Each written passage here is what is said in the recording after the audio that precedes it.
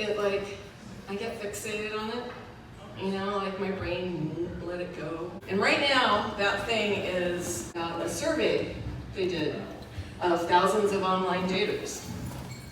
And one of the survey questions was, who are you most afraid of meeting on a date?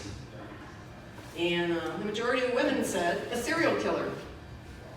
And a huge majority of men said a fat woman.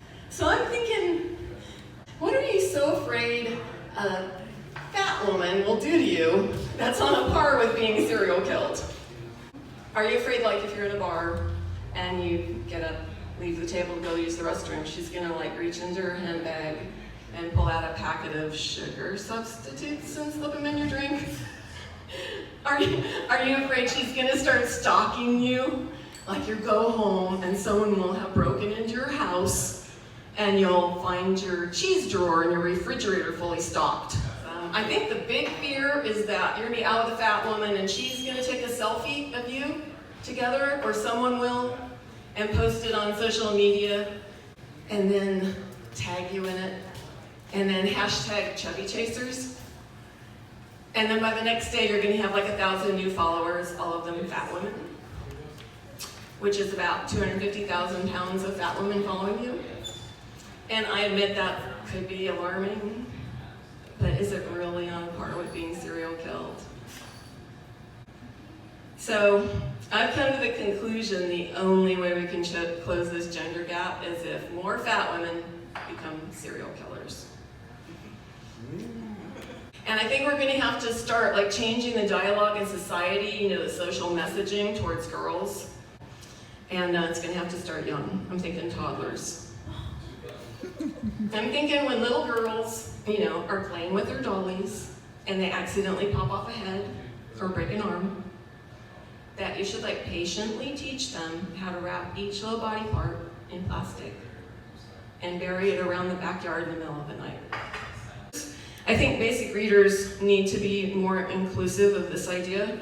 Something like C-Spot run, C-Spot run fast, C Jane chasing spot, C Jane kill spot for practice, C Dick run, run Dick, run. So, that's what you think you should do.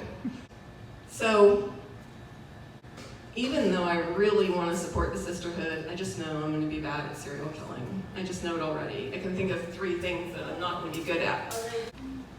Gonna have to go out of town and buy, all my serial killing supplies for cash, which means full retail. And in my family, paying full retail is probably worse than serial killing.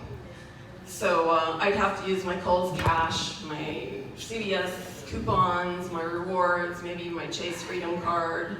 And then the second thing is you're supposed to go in the middle of the night and dump the body, which just gives me an anxiety attack. And also, I might run into male serial killers out there. So I'm gonna just wait for the night owl events at the mall and just dump it in the bright parking lot and just peel out. And then the last thing is you're supposed to keep trophies of your kills. And my thinking is that guy isn't gonna need any of his stuff anymore. And so I'm picturing a U-Haul pulling up to his house, because I'm kind of hoardy that way. And I will get caught, because the police will already be there, because the body was easily found in the parking lot of Kohl's. So at my trial, they'll have this huge paper trail of all my accounts. They will have the footage of the security, parking lot at the mall.